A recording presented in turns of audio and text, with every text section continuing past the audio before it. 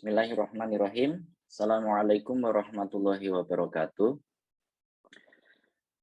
Alhamdulillahirabbil alamin. Allahumma shalli wa sallim ala nabiyyina Muhammad wa ala alihi wa ashabihi ajma'in. Amma ba'd. Para hadirin sekalian, khususnya kepada pemateri Bapak Puki Nurwantoro dan Bapak Solehun yang alhamdulillah telah hadir pada kesempatan kali ini. Kita ucapkan rasa syukur atas kemudahan yang diberikan, khususnya kepada para peserta yang telah mengikuti pelatihan online training untuk pelatihan Python yang telah dilaksanakan sejak awal Desember 2021, yang hari ini telah masuki pertemuan terakhir, yaitu pertemuan ke-13.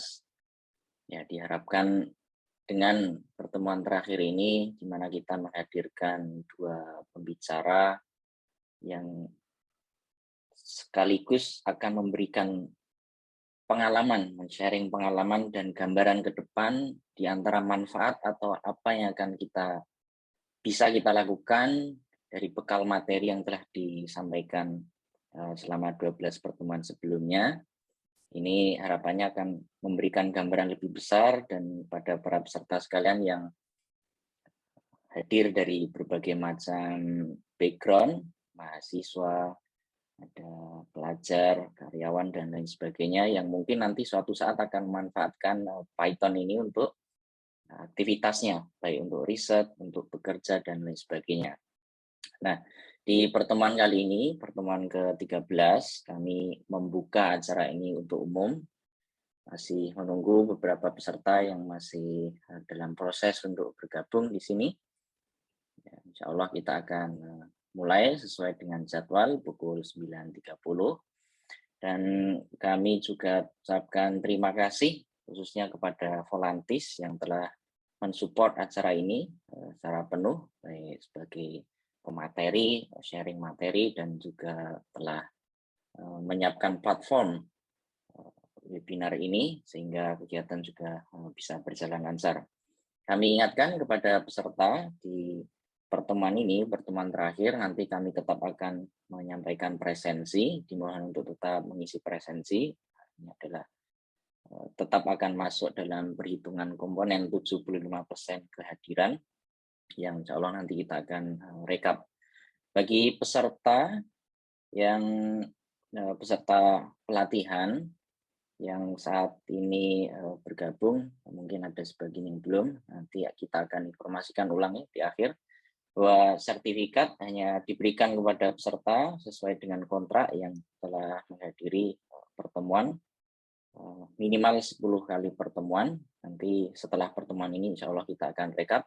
Dan untuk pemberian sertifikat ya kepada peserta pelatihan ya, bukan peserta untuk hari ini saja, untuk peserta hari ini webinar kami tidak menyediakan sertifikat, mohon maaf, kami berikan sertifikat pada peserta pelatihan yang telah menandatangani kontrak yang minimal hadir pada 10 pertemuan. Insya Allah di paling lambat 2 pertemuan ke depan setelah kami selesai melakukan rekap, kami akan menyampaikan sertifikat kepada peserta yang berhak untuk mendapatkan sertifikat. Baik, demikian untuk pertemuan hari ini, seperti yang disampaikan di poster bahwa kita akan menghadirkan 2 pembicara, yaitu Bapak Puki Nurwantoro. Kami ingin menyapa terlebih dahulu Pak Puki di sesi pertama ini. Mohon Pak Puki berkenan untuk mengaktifkan video. Assalamualaikum, Mbak. Waalaikumsalam warahmatullahi wabarakatuh. Bagaimana Pak Puki? Alhamdulillah sehat, semoga sehat semua. Alhamdulillah. Ya. Terima kasih berkenan untuk memberikan sharing materi pada hari ini. Jadi Pak Puki ini sudah cukup lama bermain di bidang pemrograman atau khususnya komputasi. Yang mungkin kalau kita bicara masalah sejarah, kita tahunya secara teori itu. Mungkin saya sendiri tidak lama yang mengenal disket gitu. Dan atau teknologi-teknologi sebelumnya kita tidak terlalu tahu ya. Khususnya yang lahir di tahun 2000-an. Itu mungkin sama sekali tidak pernah merasakan menggunakan disket dan lain sebagainya.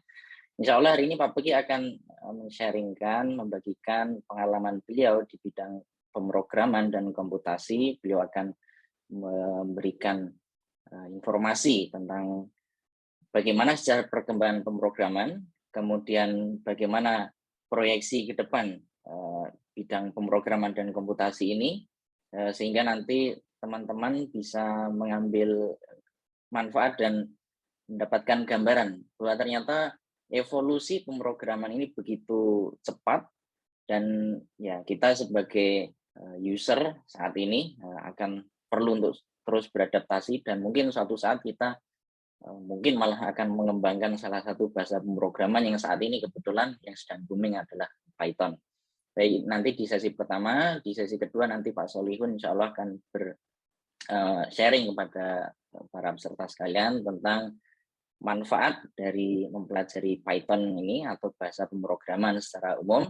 Nanti kita juga akan, Pak Solihun akan sharing tentang apa saja sih peluang karir atau karir yang dapat diisi dan bagi orang yang memiliki skill di bidang pemrograman, dan ya kira-kira manfaat lain nanti mungkin akan membahas sedikit juga tentang high performance computing, di mana beliau saat ini risetnya salah satunya adalah tentang topik tersebut.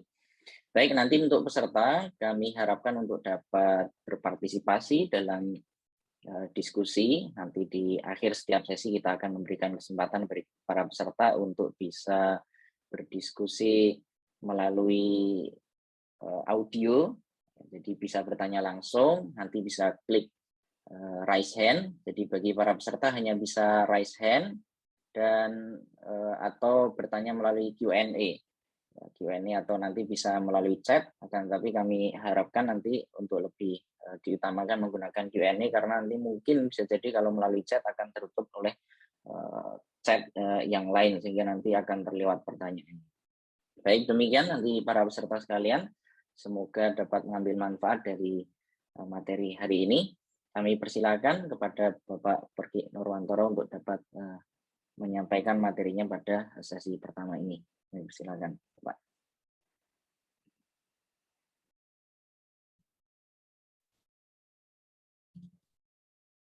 Baik, terima kasih Pak Kolis. Assalamualaikum warahmatullahi wabarakatuh. Waalaikumsalam warahmatullahi wabarakatuh. Bapak, Ibu semua, teman-teman peserta pelatihan yang mungkin sudah beberapa waktu aktif mengikuti setiap acara mingguan ini, dan hari ini merupakan hari terakhir dan penutup. Oleh karena itu, apa yang akan saya sampaikan nanti mudah-mudahan tidak akan membebani pemikiran kita karena bukan materi pelatihan yang saya sampaikan. Yang saya sampaikan secara umum merupakan suatu gambaran secara umum bagaimana posisi komputasi, khususnya di dalam bidang sains, khususnya lagi adalah dalam fisika yang saya tekuni.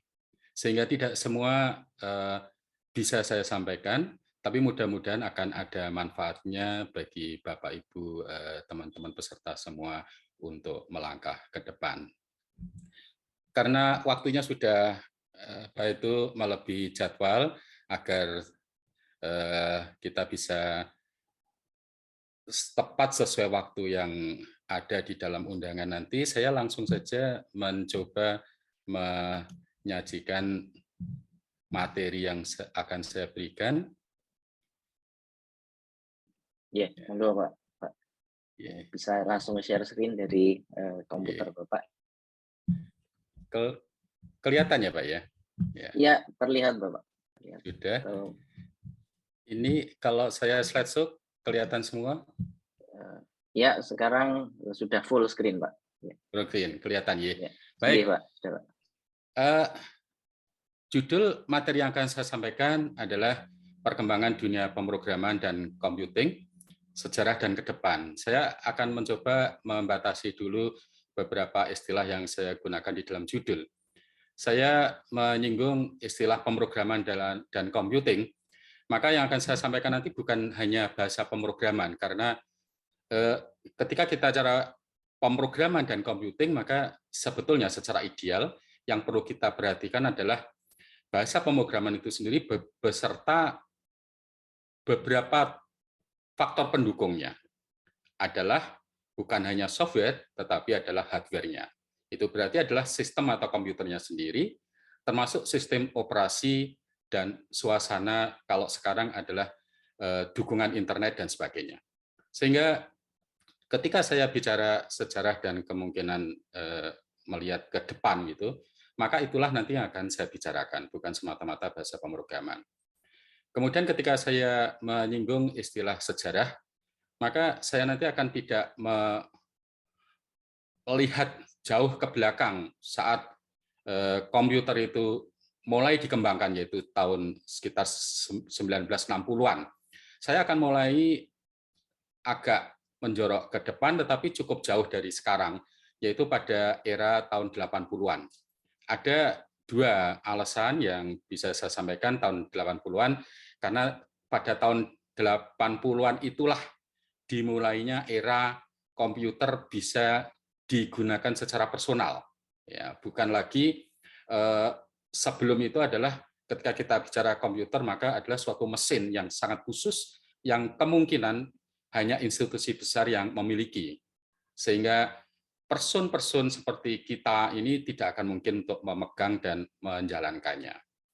Maka pada tahun 80-an era itu dimulai, dan alasan kedua adalah tahun 80-an itulah saya memulai berkecimpung di dalam komputasi, karena pada tahun 1982 saya memulai sebagai mahasiswa fisika FMIPA UGM, dan kemudian tugas akhirnya adalah dalam bidang komputasi. Kira-kira itu batasannya akan saya sampaikan nanti, sehingga saya akan memulai dengan slide pertama. Kita coba melihat dekade tahun 1980-an. Pada tahun itu, pada era 1980-an hingga tahun 1989, maka muncul istilah personal komputer yang kemudian semua menyebutnya PC. Dengan dimulai oleh IBM, maka komputer yang dulunya hanya dimiliki oleh institusi, sebagai contoh pengalaman, meskipun di sini tahun 1980 dimulai, tetapi kemungkinan besar di Indonesia kan belum masuk. Sehingga tahun 1983, pada tahun kedua saya memulai sebagai mahasiswa fisika di FMIPA, ada mata kuliah komputer. Ya. Apresiasi komputer judul mata kuliahnya. Jadi hanya merupakan gambaran umum mengenai komputer itu sendiri. Maka ketika ada praktek mengenai pemrograman, yang dilakukan hanyalah setiap mahasiswa diberikan suatu kartu, kemudian kartu itu dengan suatu perintah sederhana kita berikan kepada pusat komputer UGM. Dan kemudian setelah kita berikan, kita tinggal menunggu hasil dari kartu tadi, apakah akan diproses komputer benar atau salah. Boleh jadi kita menunggu 1 atau 2 minggu, kemudian ternyata salah, kemudian kita ulangi lagi dan sebagainya. Karena komputer saat itu sangat besar sekali secara fisik, sehingga hanya ditempatkan di dalam satu ruang, yaitu di pusat komputer UGM, dan kita tidak pernah melihat bagaimana fisik dari komputer itu sendiri. Itu hanya bayangan saja. Sehingga pada awal tahun 1980-an, yaitu khususnya IBM, mengeluarkan personal komputer dimulai dari yang disebut IBM PC-XT, kemudian berlanjut pada IBM PC-AT. Yang membedakan adalah prosesornya. Dimulai dari prosesor satu dikenal sebagai 8086, kemudian PC-AT itu 80286, dan kemudian yang tercanggih saat itu, yang kebetulan FMIPA Fisika FMIPA UGM memiliki karena mendapatkan hibah dari Belanda, waktu itu ada kerjasama dengan Belanda, yaitu yang disebut sebagai IBM PS2 tahun 1987. Jadi tepat saat saya lulus dari program S1 UGM. Saya tidak tahu waktu itu alasan apa Profesor Muslim meminta saya untuk mengambil tugas akhir dalam bidang komputasi. Karena sebetulnya background saya adalah fisika teori. Saya merupakan angkatan pertama dari bimbingan Profesor Muslim. Jadi dari sekitar 4 ya, mahasiswa saat itu, yaitu Pak Arif Hermanto, almarhum Pak Kamsul, kemudian saya, Pak Prastowo, maka saya yang diminta dalam bidang komputasi secara full. Mungkin yang dilihat saat itu karena saya berinteraksi dengan teman-teman elektronika instrumentasi. Jadi saat itu fisika UGM dan elektronika instrumentasi belum terpisah dalam program studi tersendiri, masih jadi satu. Sehingga sebagai mahasiswa fisika dan mahasiswa ELIN itu saling berinteraksi. Dan teman-teman saya angkatan 82 di dalam kelompok ELINS itu banyak yang mengambil dalam bidang komputer rakitan waktu itu, karena kita dari sisi akademik ingin memulai personal komputer yang sudah dimulai oleh perusahaan-perusahaan besar saat itu, khususnya adalah IBM. Sehingga beberapa tugas akhir di mahasiswa ELIN adalah terkait dengan perancangan komputer secara sederhana. Mungkin itu yang melandasi sehingga Prof. Muslim meminta saya untuk masuk dalam bidang komputasi. Dan ketika ada hibah IBM PC PS2 dari Belanda, maka saya yang diminta untuk merawat dan sekaligus untuk menjalankan program yang ada di dalam tugas akhir saya, yaitu menyelesaikan persamaan Schrödinger dengan metode Hartree-Fock untuk masalah atom banyak elektron. Sehingga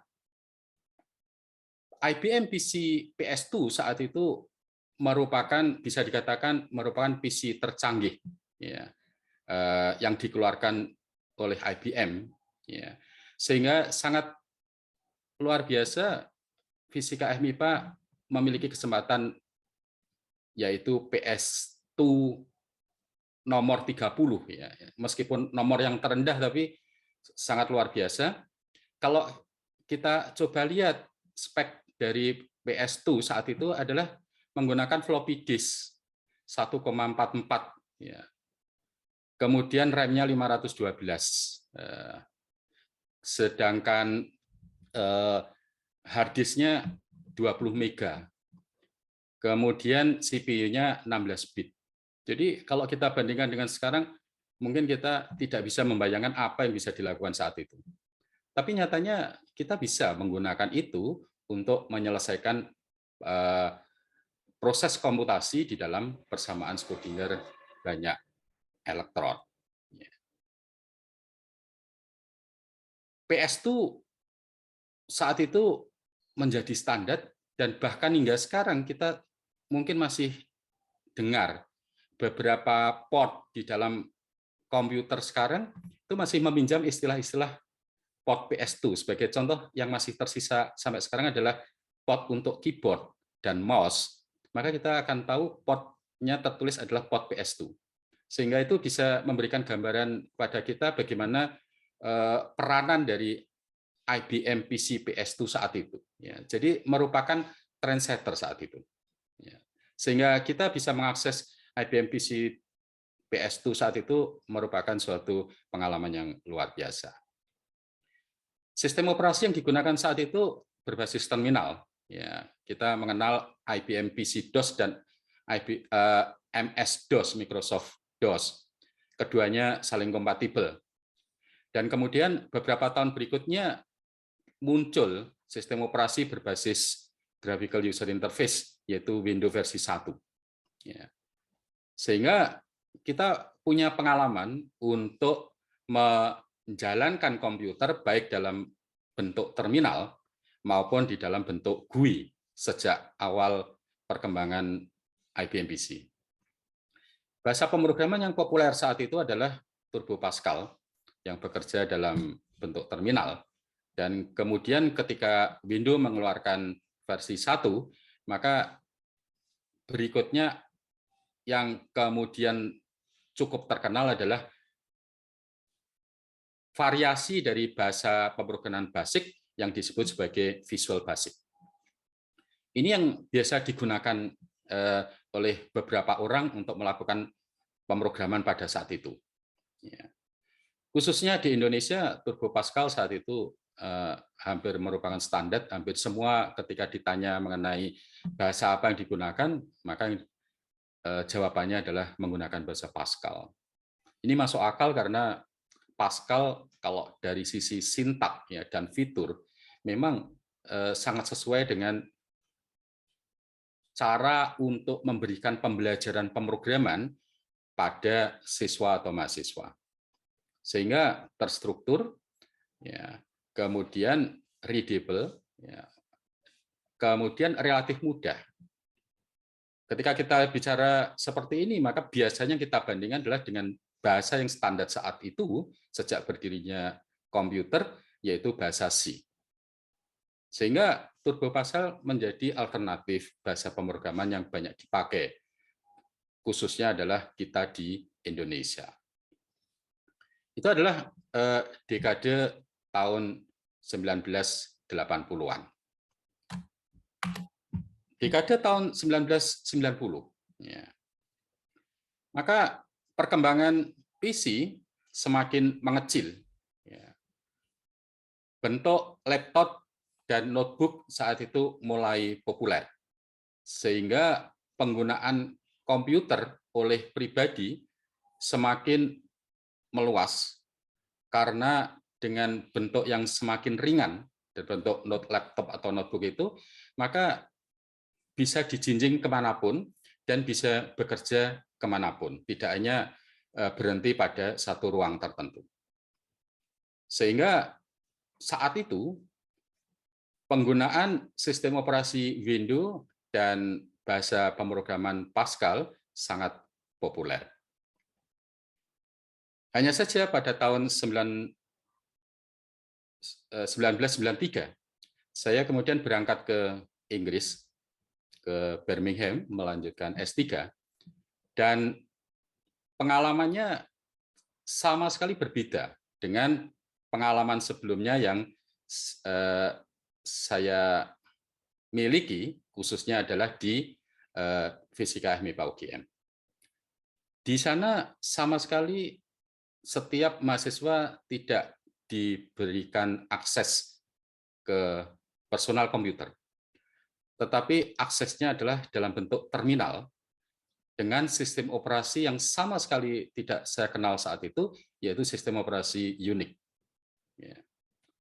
Saya ingat betul pertama kali menjalani kuliah saat itu, kebetulan lagi adalah, meskipun di sana grupnya adalah grup theoretical basic, tetapi seperti juga di Jogja, di UGM, dalam satu kelompok saya yang diminta untuk bidang komputasi ya, di theoretical basic group Birmingham. Maka saya waktu itu sempat menanyakan kepada salah satu staf, ya, profesor di sana, apakah ada fasilitas bahasa pemrograman Pascal?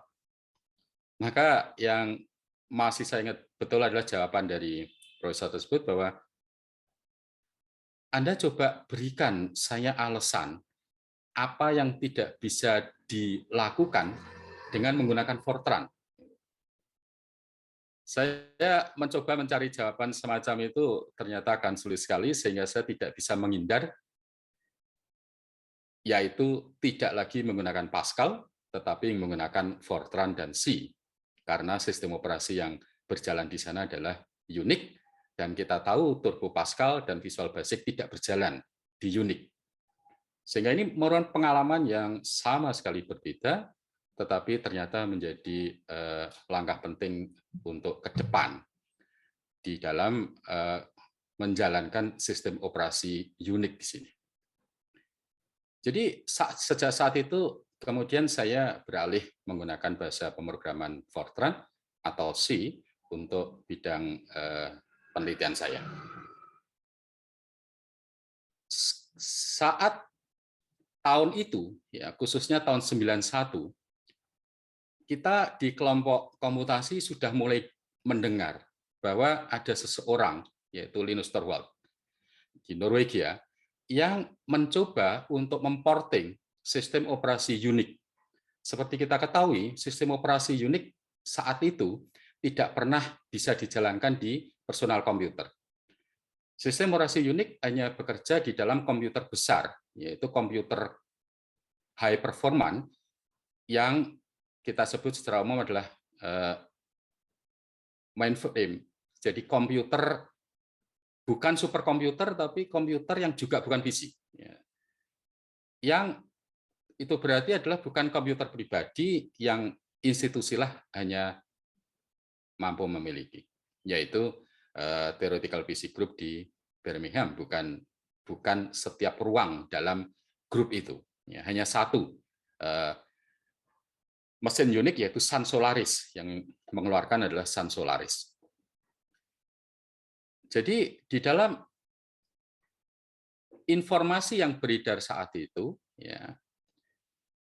Linus mengawali atau mencoba memporting sistem operasi Unix agar bisa bekerja di dalam PC. Dan kita akhirnya bisa tahu bahwa sistem operasi itu kemudian dikenal sebagai Linux. Diawali tahun 1991, tetapi saya memulai sekitar tahun 1994. Ada buku teks pertama yang keluar untuk sistem operasi Linux itu, saya masih ingat betul, versinya adalah versi 0,098. Jadi sangat-sangat awal sekali dalam sistem operasi Linux, tetapi nyatanya sudah bisa digunakan untuk bekerja. Karena yang di-porting adalah sistem operasi yang sebetulnya sudah mapan, yaitu sistem operasi Unix. Maka dengan keluarnya Linux, ini sangat menguntungkan, karena biasanya saya hanya bekerja di kampus, karena tidak ada jaringan Unix di akomodasi, di tempat tinggal, adanya di kampus, tetapi ketika Linux bisa bekerja, maka saya bisa mengerjakan Fortran dan bahasa C tadi di dalam komputer rumah. Tentunya dengan cara menginstal Linux dahulu di dalam komputer itu.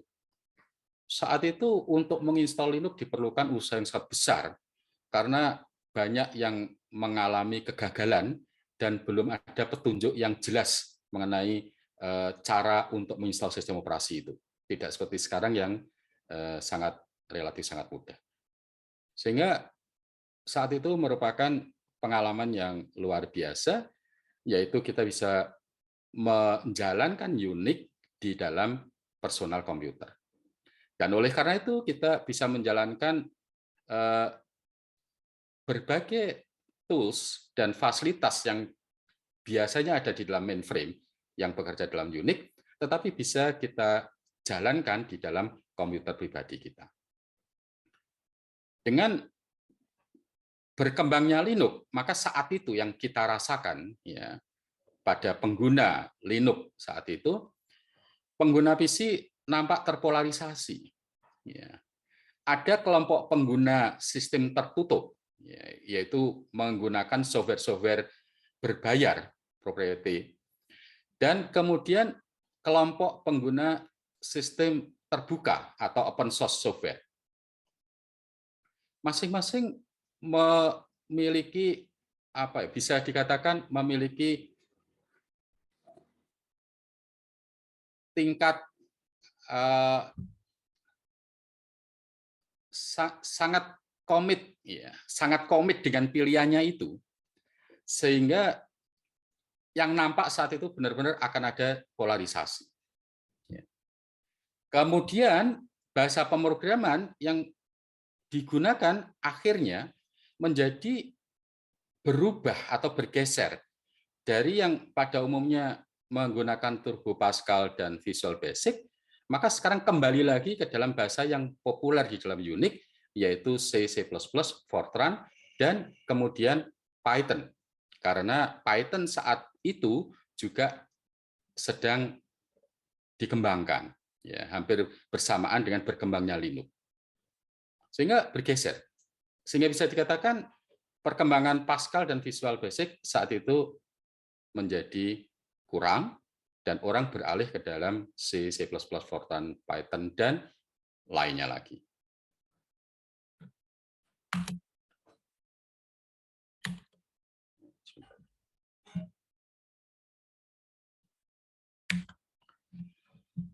Sekarang era tahun 2000-an. Ya.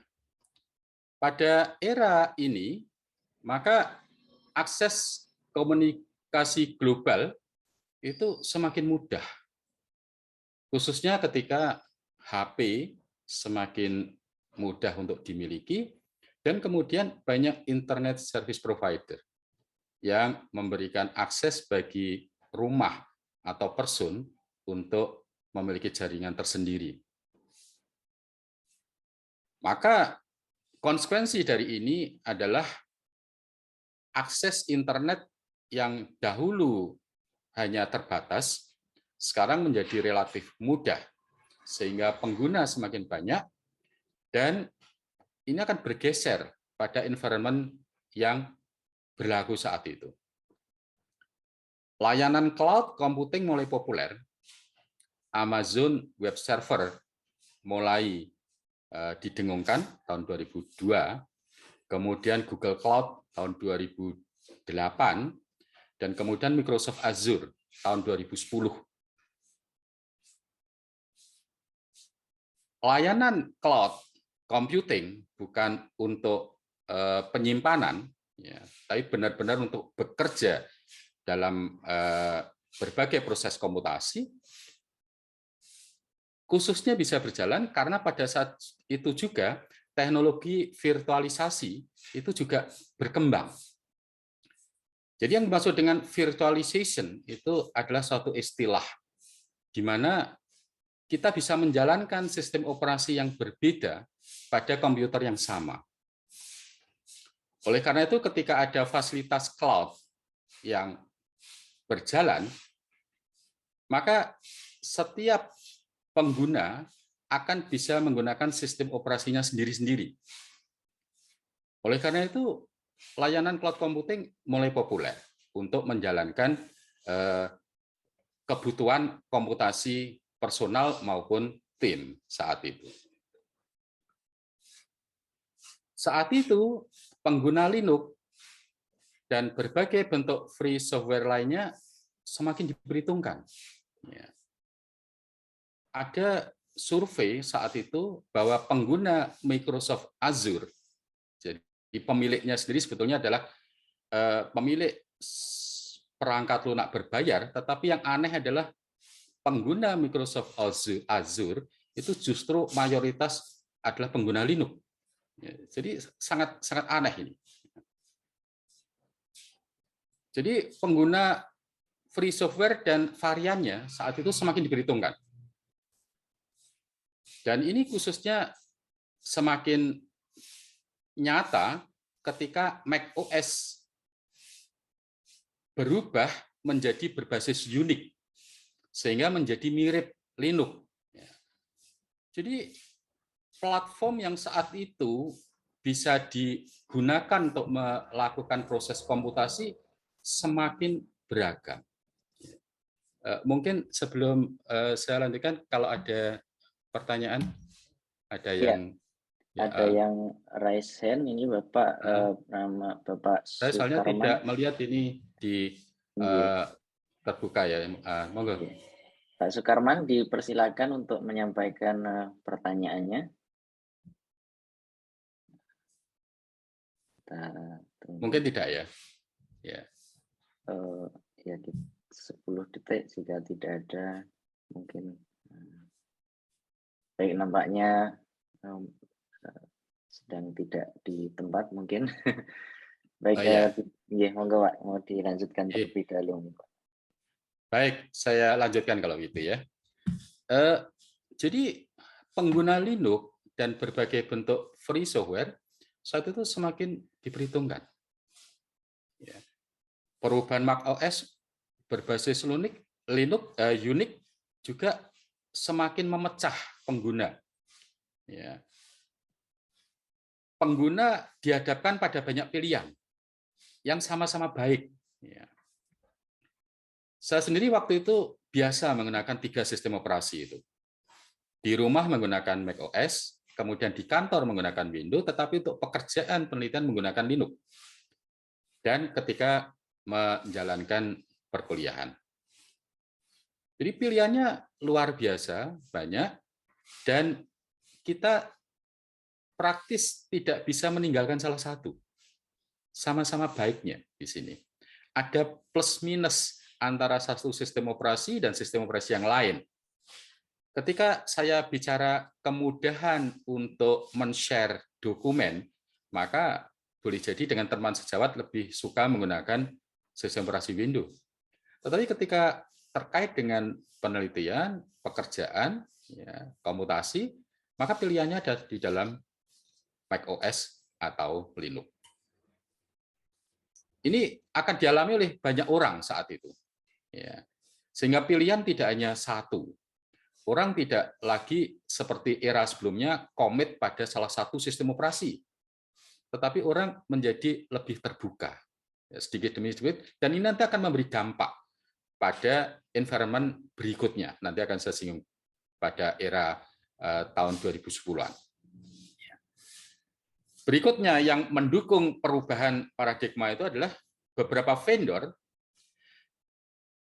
ternyata memberikan kelonggaran lisensi, khususnya untuk kalangan akademik, khususnya untuk mahasiswa dan dosen. Dan siswa K9 itu adalah dari SD sampai SMA. Kita tidak tahu alasannya, mungkin mereka melihat bahwa memang segmen pengguna itu sudah berubah, tidak bisa lagi diarahkan untuk menjadi pengguna yang fanatik pada satu pilihan, tetapi pengguna sudah lebih realistis. Nah, ini yang kemungkinan mengubah cara bertindak dari beberapa vendor. Yang bisa kita singgung adalah sistem operasi unik, yaitu Sun atau Oracle Solaris, yang pada awalnya berbayar, saat itu kemudian dibuka di dalam port open source. Kemudian Intel Compiler yang berbayar dan cukup mahal, kemudian memberikan suatu lisensi khusus untuk kalangan akademik yang free, asalkan setiap tahun memperbarui akunnya untuk melihat apakah sekarang statusnya sudah lagi bukan mahasiswa atau sudah lagi bukan dosen. Karena kalau sudah lagi bukan mahasiswa atau dosen, maka mestinya beralih pada Intel Compiler yang berbayar. Tetapi selama masih mahasiswa atau dosen, maka Intel memberi kesempatan untuk memanfaatkan Intel Compiler secara full, ya, bukan dalam bentuk restricted, dalam bentuk full yang bebas digunakan. Kemudian MATLAB memberikan versi yang murah, jauh lebih murah daripada versi untuk publik. Kemudian PGI Fortran pada umumnya berbayar, tetapi pada mulai era tahun 2000-an sudah mulai bergeser untuk menggratiskan, dan kemudian PGI Fortran ini diambil alih oleh NVIDIA, dan sekarang oleh NVIDIA dibebaskan untuk digunakan dalam NVIDIA HPC SDK-nya. Nanti akan saya singgung. Jadi sudah bergeser paradigma tahun 2000-an. Ini berlanjut pada dekade tahun 2010. Ya.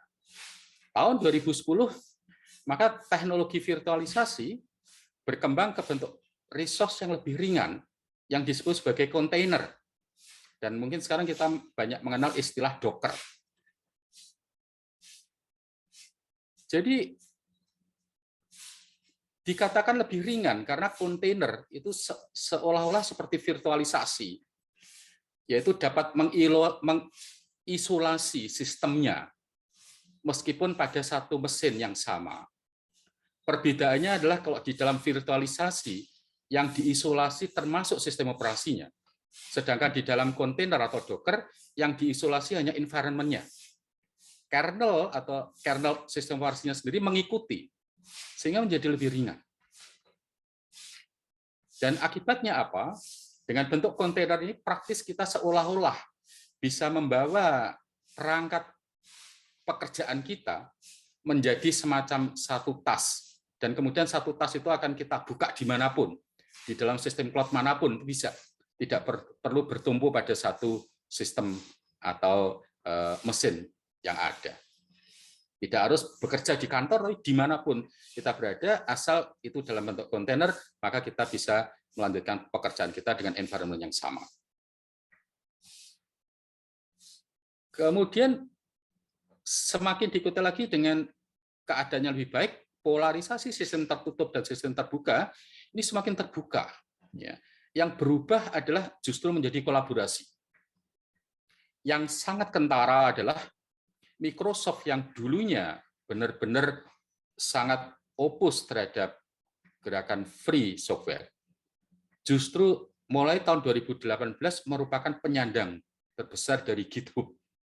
Kita tahu GitHub ini merupakan suatu tempat di mana para pengembang open source itu saling berkolaborasi untuk mengembangkan aplikasinya. Ini merupakan penanda bahwa Microsoft sudah mulai bergeser mengakui potensi dari free software. Dan itu semakin nyata lagi ketika kemudian Microsoft mengumumkan apa disebut sebagai Windows Subsystem for Linux atau disebut sebagai WSL.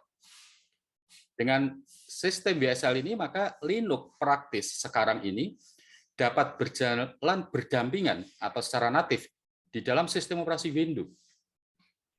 Tidak perlu melakukan dual booting. Kita pada saat yang sama bisa menjalankan aplikasi Windows dan sekaligus aplikasi Linux. Kemudian tren dalam high performance computing atau pemerosesan paralel mulai bergeser dari multi-core CPU ke multi-core GPU.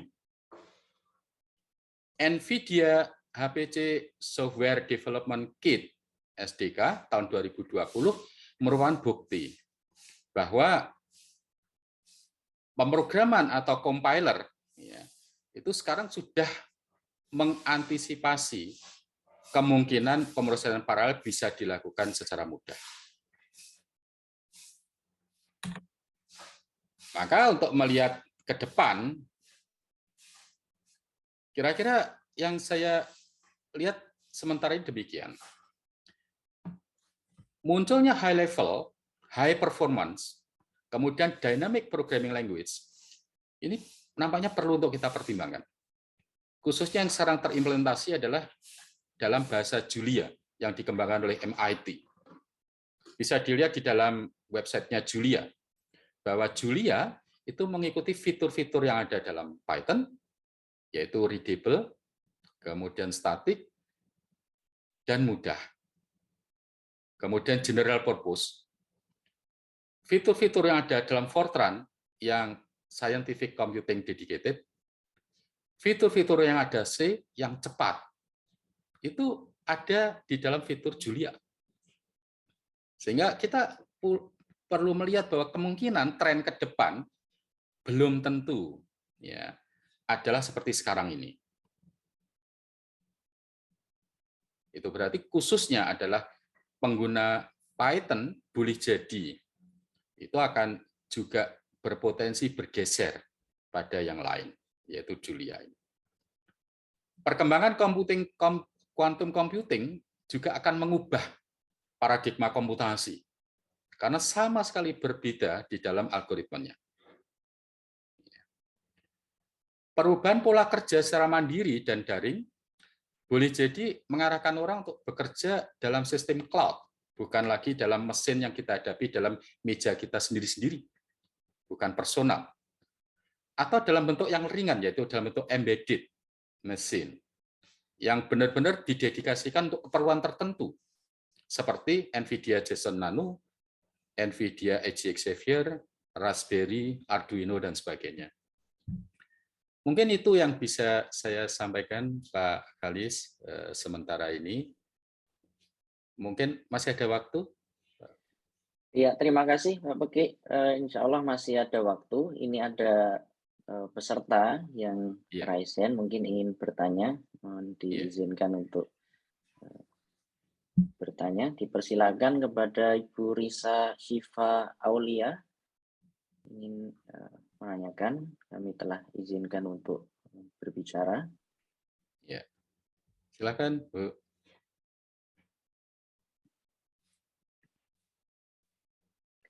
Tunggu 10 detik.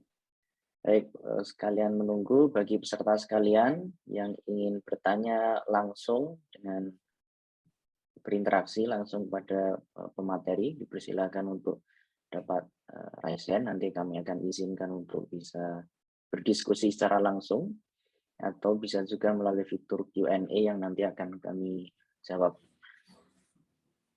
Pertanyaannya kami bacakan. Baik, nampaknya Bu Risa tidak di tempat mungkin atau ada permasalahan jaringan. Baik, ada pertanyaan sedikit ini Pak, saya bacakan terkait Iya. dengan quantum computing. Apakah sudah ada yang mulai membuat bahasa pemrograman tersendiri terkait dengan quantum computing yang kemungkinan algoritmanya berbeda dari sebelumnya? Enggak, Pak. Ya, ketika kita bicara quantum computing saat ini memang masih bisa dikatakan masih dalam tahap awal ya. Saya optimis bahkan tidak menyebut terlalu awal karena nyatanya memang perkembangannya bisa dikatakan cukup pesat, baik di dalam hardware maupun software-nya. Ya. Tetapi kalau kita membayangkan dalam bentuk yang stabil, ya, yang bisa digunakan secara luas, memang masih membutuhkan waktu. Kalau kita lihat sekarang ini perkembangan dari sisi hardware memang cukup lumayan, mulai dari tahun 2017 hingga 2022 ini berarti 5 tahun, maka perkembangan jumlah qubit yang direalisasikan oleh beberapa perusahaan dan universitas itu mengalami progres yang cukup baik. Ya. Quantum computer yang dikembangkan oleh Google, IBM, ya, kemudian Amazon, dan perusahaan-perusahaan lain sekarang sudah mulai kelihatan. Di dalam sisi software, karena paradigma algoritmanya memang berubah, maka saat ini belum ada bahasa pemrograman yang fix, yang kira-kira dirancang cocok untuk ini. Meskipun demikian, sekarang perlu dimulai. Dan sementara ini yang sudah dimulai adalah berawal dari modifikasi Python. Ya. Ada banyak versi Python yang dikhususkan untuk pemrograman yang memfasilitasi paradigma quantum computing ini. Ada Qiskit dan sebagainya. Ya. Di dalam Julia juga ada beberapa modul yang terkait dengan ini, yang biasanya istilahnya adalah quantum computing modul dan sebagainya. Oleh karena itu, kalau kita ingin memulai ya, merasakan bagaimana rasanya untuk menjalankan quantum computing, pemrograman dalam quantum computing itu sudah bisa sebetulnya. Ya. Beberapa perusahaan yang menggunakan quantum computer memberikan fasilitas bagi kita untuk membuat akun dan kemudian mencoba menggunakan beberapa tools yang dimiliki, yang ditawarkan. Sehingga kita bisa masuk ke IBM Quantum Computing atau Google dan kemudian mencoba tools yang mereka miliki. Sehingga paling tidak mulai sekarang kita bisa merasakan bagaimana cara pemrograman di dalam quantum computing ini yang akan kita pahami bahwa memang berbeda sama sekali berbeda dengan pemrograman sekuensial atau yang sekarang kita hadapi ini. Sehingga secara ringkas bisa kita katakan adalah sekarang dalam baru tahap awal, belum tidak bisa dikatakan terlalu awal, tapi sudah bisa dimulai kalau kita menginginkannya untuk mencoba. Baik, terima kasih Bapak Begi. Ini berikutnya ada pertanyaan dari Ibu Rafika Sari yang ingin berinteraksi langsung. Kami persilakan untuk menyampaikan pertanyaannya secara langsung. Ya, silakan Bu Rafika. Sudah kami izinkan untuk tempatnya belum. Ya, kami tunggu. Kalau tidak ada ini kalau belum ini kami bacakan dulu, ada pertanyaan dari Q&A lagi. Dari Bapak Dedi Robert, bagaimana kita tahu bahwa aplikasi yang akan tren ke depan, misalnya Android, yang bisa digandrungi, nampaknya maksudnya hampir semua orang. Aplikasi yang akan tren ke depan, bagaimana cara mengetahuinya, misalnya Android. Ya, baik, terima kasih Pak Dedi. Saya lupa, jadi betul. Yang belum saya tulis adalah potensi di dalam sistem operasi Android. Saya kira betul. Ke depan perkembangan aplikasi atau pemrograman di dalam Android ini juga perlu kita pertimbangkan. Ada alasan yang cukup bisa saya lihat ya, bahwa performan dari mesin di mana Android itu bekerja, kalau sekarang yang kita lihat khususnya dalam HP, ya, ini semakin lama semakin mendekati performan yang dulu kita anggap hanya dimiliki oleh komputer. Ya, sebagai contoh, HP sekarang kebanyakan sudah memiliki RAM sebesar 8, bahkan hingga 11 ya, gigabyte. Ya. Ini sebetulnya adalah RAM yang biasa dimiliki dulu oleh notebook. Ya. Dan sekarang itu dalam genggaman kita, yaitu HP. Oleh karena itu saya melihat, dan ini sering saya sampaikan kepada mahasiswa, bahwa HP yang kita pegang sekarang ini sebetulnya terlalu ringan atau terlalu sederhana kalau hanya kita manfaatkan untuk chatting dan sebagainya. Seharusnya dengan RAM sebesar itu, ya, kemudian dengan bit yang semakin besar, 64 bit dan seterusnya, potensi ke depan semakin ada, maka performan dari HP itu seharusnya bisa kita gunakan untuk pemrograman, untuk menjalankan proses komputasi. Seperti halnya kalau kita menjalankan dalam komputer. Itu kalau dilihat dari sisi hardware. Kendala yang saya lihat adalah sekarang memang dukungan dari sistem atau aplikasi yang bisa di-porting di dalam sistem operasi Android itu. Sebagai contoh, beberapa bahasa pemrograman sebetulnya sudah ada dalam bentuk sederhana, bisa dijalankan di dalam HP. Di dalam kuliah mulai 1 tahun yang lalu, saya sudah mulai meminta kepada mahasiswa untuk memanfaatkan HP untuk menjalankan Python, yaitu menggunakan aplikasi Python 3. Ya. Itu sudah cukup. Hanya sayangnya adalah beberapa aplikasi dalam Android itu memberikan batasan bahwa tidak boleh melakukan proses kompilasi langsung. Nah, padahal beberapa sistem bahasa pemrograman itu berjalan berdasarkan proses kompilasi, bukan interpreter. Nah, ini yang kendalanya. Tapi betul Pak Dedi bahwa kemungkinan ke depan yang perlu kita pertimbangkan adalah potensi Android, yaitu gadget, itu semakin besar peluangnya untuk bisa digunakan untuk menjalankan proses-proses komputasi yang serius. Terima kasih, Pak Dedi. Ya. Jadi ada satu pertanyaan yang juga sering muncul. Dulu kan ceritanya kalau Apollo itu dikirimkan ke bulan itu hanya di-guide oleh komputer dengan RAM sekitar dalam ukuran kilobyte, 32 Ya, kilobyte atau berapa gitu. Tapi ya. sekarang dengan begitu besar resource hardware yang kita miliki, RAM sebesar itu, dengan memori yang sebesar itu, kenapa untuk membuat program yang sederhana aja kadang hang gitu, Pak. Yang berubah mungkin ada sesuatu, Pak.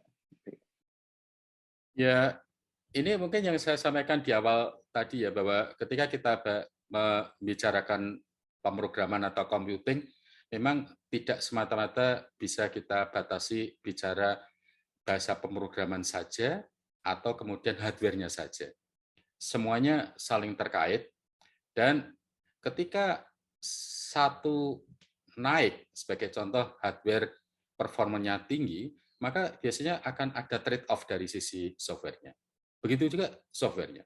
Sehingga semuanya, hardware maupun software dan sistem yang mewadahinya, itu akan saling maju, ya, saling berkembang. Sama-sama saling menutupi kekurangan yang atau trade-off yang terjadi akibat kemajuan dari salah satu. Nah, saya melihat sebagai contoh tadi gambaran pada tahun 87 dengan menggunakan IBM PS2 yang hanya memiliki RAM 512 KB saja. Saat itu saya bisa mengerjakan komputasi dalam penyelesaian bersama Schrödinger untuk sistem atom kompleks. Dan masalah yang sama itu, andaikan saya tawarkan sekarang, mungkin belum tentu ada mahasiswa yang bersedia untuk menjalankannya. Padahal sekarang RAM-nya sudah boleh jadi 100 kali lipat, kemudian hard disk-nya bisa jutaan kali lipat dan sebagainya. Kenapa? Karena masing-masing tuntutnya berbeda. Saat itu yang saya perlukan hanya nilai, Pak.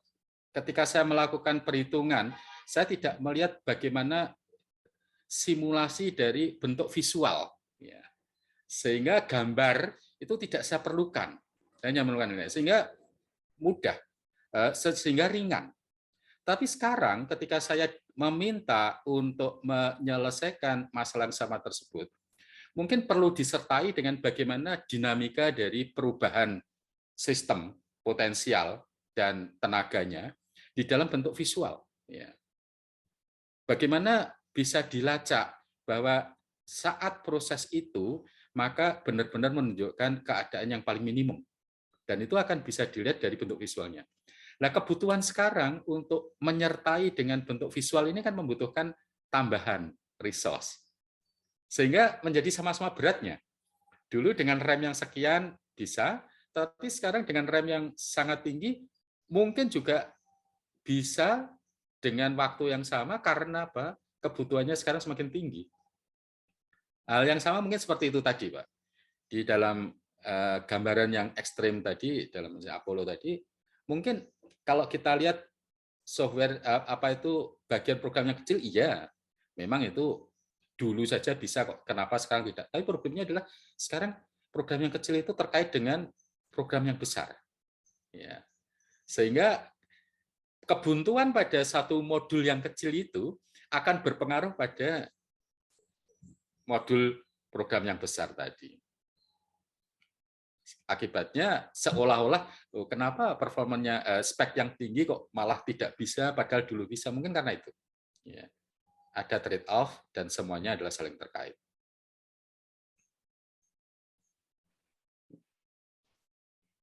Baik, ada pertanyaan lagi mungkin dari peserta untuk sesi pertama, ya, karena nanti setelah ini kita akan berganti topik. Oh, tadi Raisen hilang, tidak jadi. Baik, mungkin ini terakhir sebelum kita pindah ke Pak Solihun.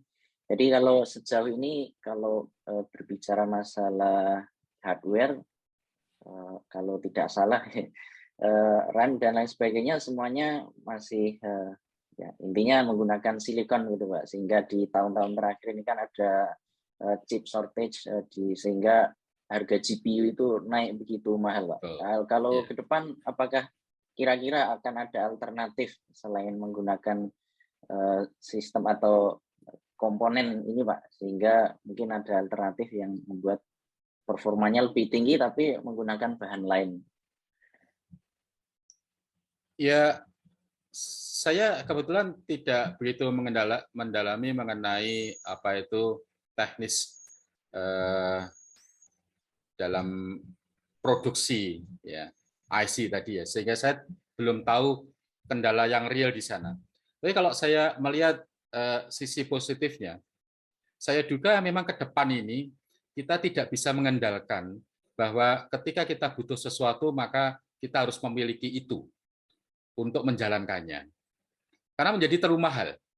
Dan ketika yang butuh banyak, maka akibatnya menjadi pasokan sangat kurang. Oleh karena itu, dalam melihat ke depan, saya melihat materi saya yang terakhir ini, Pak, bahwa boleh jadi kita perlu mengubah paradigma, bahwa resource sharing itu menjadi penting. Pada saatnya ke depan itu, kita jangan berpikir bahwa kalau kita ingin melakukan komputasi high performance, maka dalam institusi kita atau dalam diri kita sendiri perlu memiliki mesin high performance. Resource sharing yang bisa kita lakukan adalah kita bisa melanggan layanan dari sesuatu vendor yang menyediakan untuk itu, sehingga akan sama-sama memiliki sisi positif. Bagi kita sendiri akan free maintenance, bagi vendor sendiri akan mampu memfasilitasi kebutuhan yang sangat tinggi, tetapi untuk orang banyak. Semuanya saling di-share. Sehingga kebutuhan terhadap sesuatu, sebagai contoh IC, itu akan tidak besar, karena tidak banyak orang yang membutuhkan, kecuali yang memiliki layanan tadi. Dan kita yang membutuhkan layanan, hanya tinggal memanfaatkan layanan itu. Sehingga saya pikir peran dari resource sharing itu menjadi penting, karena saya juga ke depan itu semakin banyak kendala yang akan kita hadapi, dan oleh karena itu kita harus membiasakan untuk belajar saling berbagi. Tidak semuanya harus kita miliki dan semuanya harus kita lakukan sendiri. Semuanya perlu berkolaborasi, dan nyatanya ini berhasil dalam rangka pengembangan beberapa software yang tidak dilakukan oleh orang sendiri-sendiri. Maka bisa dibayangkan dulu andaikan Linux itu dilakukan oleh Linux sendiri, maka tidak mungkin sekarang mencapai versi yang sedemikian. Linux dalam posisi yang sekarang itu karena dikembangkan oleh banyak otak di seluruh dunia dan semuanya saling berbagi. Saya juga ke depan dalam hardware pun kita perlu semacam itu. Baik, terima kasih sekali lagi kepada Bapak Bukitasi. Ya, baik, Bapak Salihun, sebagaimana judul sudah tertulis di sini, beliau akan menyampaikan tentang peluang karir di dunia pemrograman, dan seperti yang disampaikan di publikasi juga, beliau adalah penulis buku yang terkait dengan belajar programming komputasi menggunakan Python, yang dulu mungkin banyak peserta bertanya tentang apa di antara rujukan yang bisa kita gunakan. Nah, ini salah satu buku beliau, nanti bisa dicari atau nanti bisa ditanyakan pada Pak Solihun bagaimana cara mendapatkan buku tersebut. Yang jelas berbahasa Indonesia, bagi yang kesulitan dengan bahasa Inggris mungkin akan lebih mudah kan. Baik, berikutnya waktu kami persilakan kepada Pak Solihun untuk menyampaikan materi. Baik, terima kasih. Assalamualaikum warahmatullahi wabarakatuh. Selamat sore teman-teman semuanya. Sebelumnya saya menyampaikan terima kasih kepada panitia untuk diberikan kesempatan untuk sharing ya di sini. Saya juga masih belajar itu. Tadi saya juga mengikuti dari awal yang disampaikan Pak Pake, itu terima kasih sekali. Saya juga banyak dapat ilmu dari beliau karena memang murid beliau dari S1 sampai S2. Jadi ilmu komputasi saya itu sebenarnya juga sumbernya pertama kali, kalau dalam istilah hadis itu ada sanad, ya, itu sanadnya sampai ke beliau, kemudian berarti punya sanad sampai ke gurunya Pak Beke juga gitu. Nah, tadi menarik sekali terkait sejarah pemrograman ya, dari awal tadi yang disampaikan Pak Beke sampai sekarang. Nah, ini saya dapat amanah untuk menyampaikan materi terkait peluang karir di dunia pemrograman. Nah, ini lebih ringan ya, tapi juga dapat titipan dari Mas Alis ya, panitia, untuk menyinggung walaupun sedikit terkait paralel computing dan paralel programming, tapi mungkin tidak mendalam untuk ini karena saya sendiri juga belum menguasai, tapi masih dalam belajar gitu. Pemrograman juga gitu, mulai dari kalau dulu pertama kali tahu pemrograman itu Fortran karena dapat materi dari para dosen saya, khususnya Pak Beke, itu pemrograman praktikum yaitu pakai Fortran. Itu bersyukur sekali karena walaupun sampai sekarang itu mungkin mungkin kaum generasi sekarang generasi Z itu sudah nggak kenal Fortran mungkin. Tapi kalau kita lihat di konsorsium internasional, setidaknya yang saya tahu konsorsium untuk computational material science itu core-nya itu Fortran. Walaupun mungkin ada GUI-nya gitu, viewer atau apa, tapi core-nya di dalam itu Fortran. Saya penasaran kenapa ternyata alasannya Fortran itu memang deklarasinya sangat panjang gitu, tapi ringan sekali. Nah, kemudian untuk bagian-bagian tertentu mungkin pakai Python atau yang lain. Nah, tetapi di sini karena ada domainnya ya, bahwa tadi Fortran itu sampai sekarang dipakai untuk membuat code besar seperti kalau dalam riset saya itu density functional theory atau terkait molecular dynamics, itu core-nya mesti Fortran, khususnya quantum based calculation. Kalau classical kadang mungkin sudah bisa pakai high level language programming. High level language programming itu artinya ya pemrograman yang dia sudah ya seperti MATLAB, kemudian Python itu juga masuk high level language programming. Tidak dari ketika kita membuat pencarian akar menggunakan Newton-Raphson atau bisection. Nah, itu sudah ada fitur-fitur misalnya diferensial atau bahkan determinan tetapi kalau di Fortran kita harus membuat sendiri itu modul-modul itu. Nah, tapi karena terkait dengan masa sekarang yang memang menuntut untuk praktis ya, maka tadi sempat disampaikan Pak Budi juga berbagai macam software pemrograman, diantaranya Python. Maka Python sekarang juga masih menjadi pilihan, termasuk riset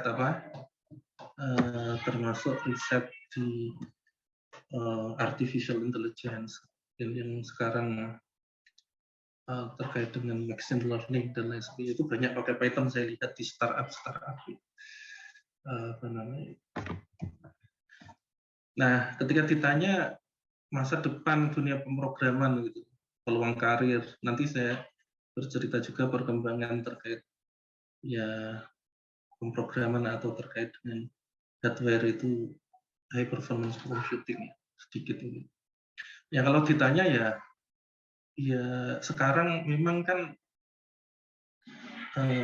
nggak cuma IT lagi ya. Yang founder Alibaba siapa namanya, Mas Jalis, itu sekitar 2017 ya, itu mengatakan bahwa 2016 atau 2017 itu yang dari China itu mengatakan bahwa ya sekarang ini sudah ya Jack Ma. Saya tadi mau bilang Ernest Ma itu di bidang theoretical ya Mas sekali sih. Iya, Australia kalau beliau. Australia ya. Jack Ma, bukan Ernest Ma ya. Ernest Ma itu risetnya Mas Charles terkait energi fisik. Itu Jack Ma itu mengatakan bahwa ya ke depan ini yang akan pegang bukan IT lagi tapi DT. data teknologi, dan memang terbukti. Itu sekitar saya nonton videonya itu pada saat dia memberi motivasi itu 2016-an kalau 17-an. Sehingga IT itu sudah jelas, tetapi sekarang yang memegang kendali dunia itu DT ya. Makanya muncul istilah data scientist. Itu karena yaitu data itu seperti apa namanya barang tambang yang ini semuanya untuk promosi untuk lain sebagainya itu dibutuhkan data itu bagaimana memanfaatkan data dan dipelajari dalam data science ya. Nah itu sampai sekarang masih Python masih, sehingga di webinar ini saya kira juga ketika mengangkat Python sebagai software pemrograman itu juga masih trennya gitu kan. Ya, nanti bisa jadi nanti ke depan juga itu walaupun belum begitu populer yang disampaikan Pak Budi tadi ya, Julia mungkin tahun depan atau 2 tahun lagi atau 3 tahun lagi mungkin bisa beralih ke situ. Walaupun memang ya apa namanya saling melengkapi gitu ya. Kadang ketika seseorang itu sudah expert atau sudah nyaman di satu bahasa pemrograman itu bahasa pemrograman yang lain itu nanti lebih untuk melengkapi gitu.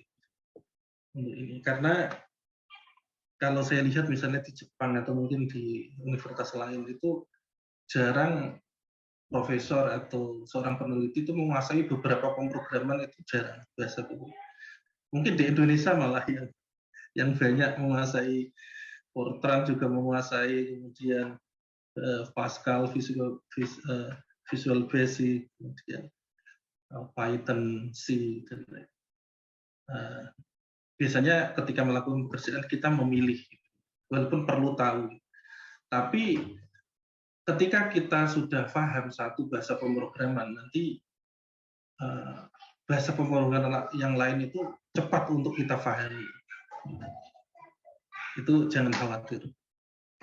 Nah, jadi kalau bicara terkait karir ya di mana saja. Tapi kalau diminta menyebutkan ya diantaranya ya data scientist, data engineer, cyber security, game developer, network engineering, cloud engineering, software engineering, atau saya tulis akademisi di akhir ya. Akademisi di akhir. Karena kita nggak bicara terkait ini, tapi apa namanya itu pilihan ya, bukan nganunya. Nanti kalau saya tulis di awal nanti terkesan kamu jadi akademisi aja ya. Kalau Mas Kali sudah jadi akademisi ya. Nah, selain itu kan syaratnya banyak, harus minimal S2 dan lain sebagainya. Nah, maksud saya ini ketika memang berkarir sebagai programmer atau ini kan itu free gitu ya, artinya kita nggak harus S2 lagi dan lain sebagainya, itu pilihan semua. Nah, apa namanya, walaupun mungkin teman-teman mungkin di sini banyak yang dari fisika atau mungkin dari matematika atau dari lain, itu juga cocok dalam artian gini, logika yang ada di kuliah itu. Termasuk saya kira juga di fisika, di matematika juga ada numerik minimalnya. Nah, logika itu nanti merupakan tunas logika untuk apa namanya creativity kita setelah lulus kemudian tinggal kita pengen membidik ke arah mana, ke data scientist atau ke akademisi atau yang lain, itu pilihan. Dan sekarang karena banyak startup itu, saya belum pernah melihat startup itu apa namanya sekarang yang benar-benar startup itu rekrutmen kemudian mensyaratkan harus lulusan ilmu komputer atau TI atau apa namanya matematika atau apa, itu belum pernah lihat. tetapi yang ditanya adalah lebih ke portofolio. Karena asumsinya adalah, ya ini masalah skill. Portofolio dalam artian adalah misalnya seorang atau startup di bidang IT di situ akan merekrut data scientist. Nanti akan bekerja menggunakan machine learning. Maka yang akan ditanya, yang akan dibaca adalah portofolio, dalam artian portofolio ini adalah project-project dalam tanda kutip, ya bukan project yang harus didanai itu bukan, tetapi project itu di sini maksud saya adalah suatu problem dalam pemrograman yang pernah kita lakukan apa. Misalkan pattern recognition untuk atau face mark detection menggunakan Python atau menggunakan bahasa yang lain, atau kasus machine learning apa yang ini. Maka semakin banyak portofolio, semakin banyak kasus yang kalian selesaikan, maka itu yang akan dilihat. Itu startup sekarang yang saya lihat. Sehingga jangan terlalu khawatir dengan apakah Anda Anda lulusan fisika atau yang lain. Tapi justru tambah skill, tambahlah skill kalian sebisa mungkin menyesuaikan dengan cita-cita teman-teman. Cita-cita ini bagi yang belum bekerja maksud saya. Ketika ingin misalnya dari lulusan matematika, kimia, fisika, atau ilkom atau terserah, oh saya mau bekerja di dunia startup. Maka apa yang dibutuhkan mulai dari sekarang? Mulai dari mengikuti webinar terkait itu banyak yang gratis dan lain sebagainya. Kemudian memporsikan waktu tertentu untuk programming dan lain sebagainya. Maka itu yang menentukan, bukan lagi lulusan. Nah, berbeda ketika mau jadi akademisi kemudian harus daftar PNS misalnya. Maka syaratnya jelas. Harus lulusan fisika, ya fisika dicoret. Nah, ini kita bicara di dunia kerja. Ini sudah lebih ke skill. Dan itu kemajuan. Sangat kemajuan. Sehingga nanti ke depan itu porsi untuk diterimanya di perusahaan itu akan hampir setara, gitu, walaupun ada spesifikasi tertentu ya. Tapi setidaknya tidak ada yang tereliminasi dari awal. Itu kalau kita bicara peluang kerja masa sekarang, apalagi masa yang akan datang. Untuk ini. Nanti waktunya mohon diingatkan ya Mas. Kalau nah, nanti insya Allah kita ingatkan Pak. Sehingga tidak perlu bagi mahasiswa ini, jangan terlalu khawatir dengan pekerjaan itu, tetapi lebih persiapkan diri. Skill, soft skill, ataupun skill yang lain dalam hal ini adalah soft skill yang mungkin bisa dari organisasi. Dalam hal ini adalah skill yang saya maksud adalah terkait programming, masuk skill tambahan. Nah, itu karena di abad ke-21, nah itu skill itu kalau dirumuskan kira-kira dibagi 3, itu learning skills, literasi skills, kemudian life skill. Learning skills nanti kaitannya dengan kreativitas, inovasi, critical thinking, kemudian problem solving, communication, and collaboration. Nah, sehingga bagaimana mempersiapkan itu untuk dunia kerja atau berkompetisi ketika teman-teman punya tujuan atau cita-cita, bahkan mungkin create startup, bahkan bukan bekerja di startup, tapi bagaimana untuk perlu kolaborasi tadi yang sempat disinggung oleh Pak Oke, itu juga sangat penting kolaborasi, kemudian jelas komunikasi, problem solving ini sudah jelas terlatih pada diri kita ketika kita menyelesaikan suatu masalah. Dan masalah itu tentunya kalau kita bicara di dunia IT, ya tidak sekedar masalah di perkuliahan kemudian Anda selesaikan, tapi tadi bagaimana kita membuat portofolio itu kita mencari masalah di dalam dunia, dalam masalah pemrograman atau skill lain, kita mencari atau menciptakan suatu masalah, kemudian masalah itu kita selesaikan. Nah, itu menjadi portofolio. Sehingga ketika teman-teman sebut aja punya skill Python, kemudian Python itu digunakan untuk menyelesaikan suatu masalah numerik, atau karena ingin bekerja di bagian engineer seperti data engineer atau data scientist, mencoba untuk machine learning atau, maka itu jangan lupa untuk didokumentasikan menjadi suatu portofolio. Ada masalah kemudian Anda selesaikan dengan code yang Anda buat atau mengembangkan code orang lain dengan tentunya dengan mensitasi, kemudian didokumentasikan, dinarasikan, itu jadi portofolio. Itu yang akan ditanya ketika Anda nanti bekerja di dunia startup. Kemudian literasi skills, ini information literasi, media literasi, ICT, ini information and communication technology. Literasi ini juga penting gitu kan. Literasi baik dari sisi keilmuan maupun terkait dengan keilmuan yang Anda tekuni sekarang ataupun terkait dengan literasi teknologi. Kemudian life skill, flexibility, adaptability, flexible, adaptability, bagaimana kita mampu beradaptasi ketika kita di dunia kerja, kemudian beradaptasi dengan lingkungan kerja kita, karena itu memang sudah tujuan kita, maka kita perlu adaptasi. Initiative dan self direction, kemudian social and cross cultural skills, produktivitas, accountability, leadership, dan responsibility.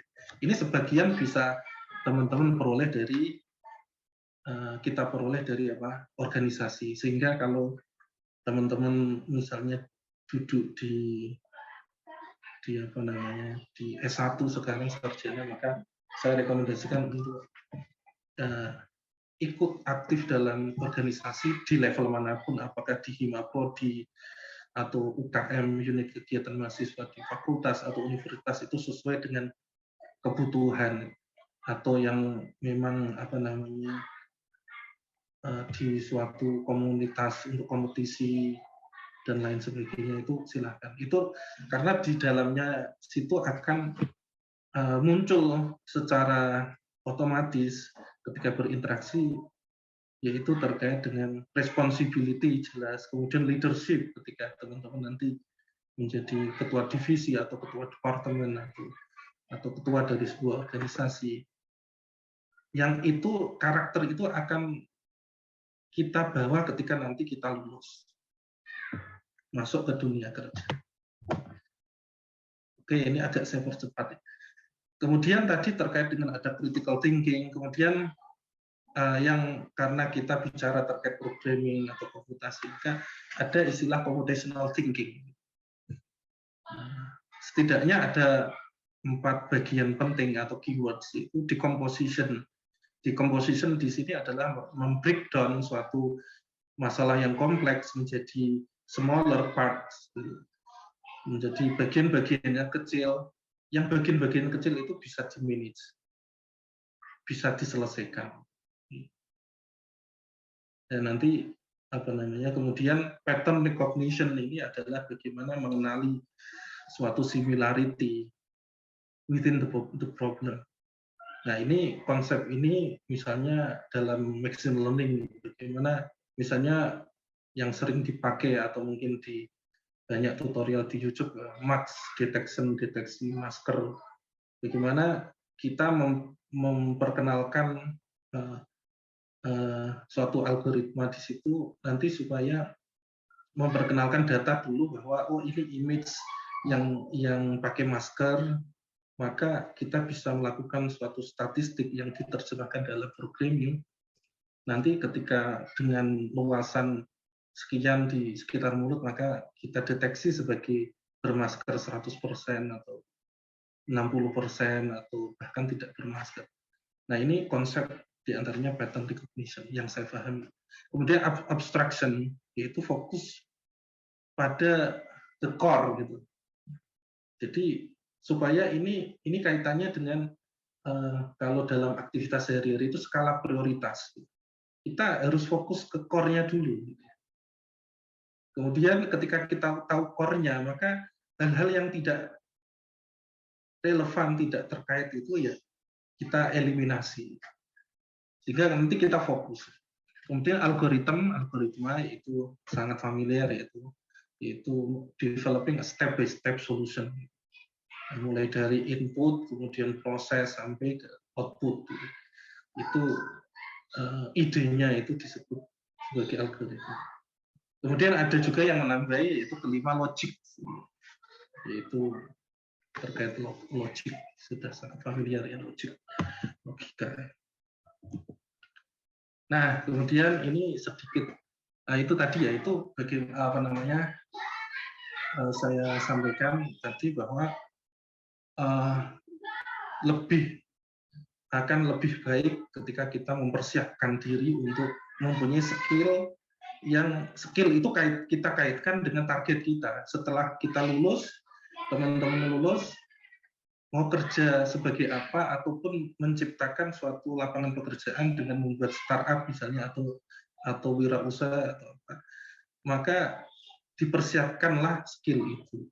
Yang secara teori skill tersebut itu yang dibutuhkan dibagi menjadi 3 tadi. Kemudian kalau terkait problem solving dan programming tadi perlu dipahami computational thinking.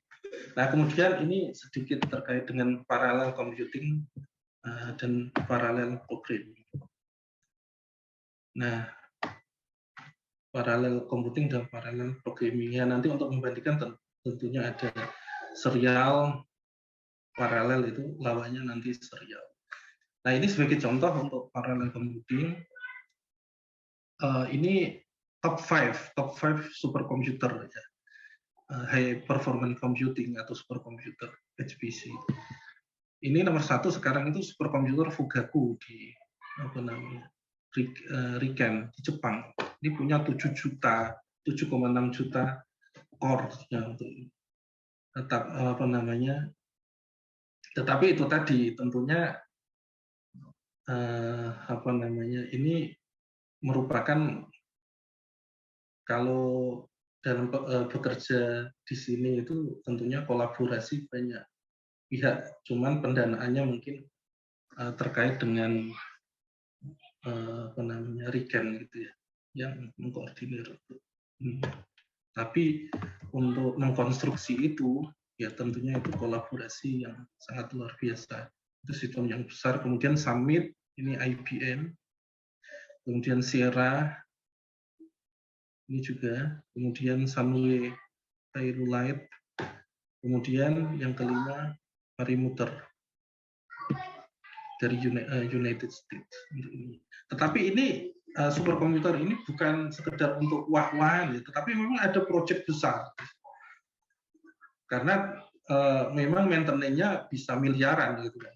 Tetapi ada proyek besar memang sebelum instalasi atau sebelum membangun suatu superkomputer itu. Yang proyeknya juga tentunya nilainya jauh lebih besar dari maintenance biaya itu.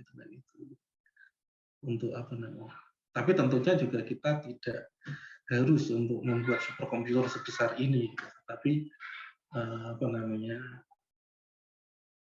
dengan kolaborasi itu dengan berbagai pihak tergantung dengan apa yang ingin kita selesaikan. Walaupun juga jangan sampai tidak punya sama sekali itu Indonesia itu, karena ada sisi yang memang kita perlu punya itu. Nah, kemudian sebelum ke parallel computing, ini serial computing. Serial computing yaitu mudahnya, karena ini intro saja. Ada suatu masalah, kemudian ini instruction-nya itu, ini instruction untuk dilakukan oleh CPU.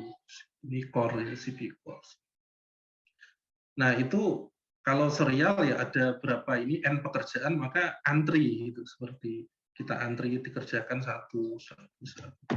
Intinya serial computing. Nah, kalau paralel computing ya ini problems, kemudian problems ini di split atau dicacah menjadi beberapa bagian. Nah, kemudian di instruksi ini ada sekian bagian yang dikerjakan oleh CPU ini, dikerjakan oleh CPU ini secara paralel. Makanya disebut parallel computing.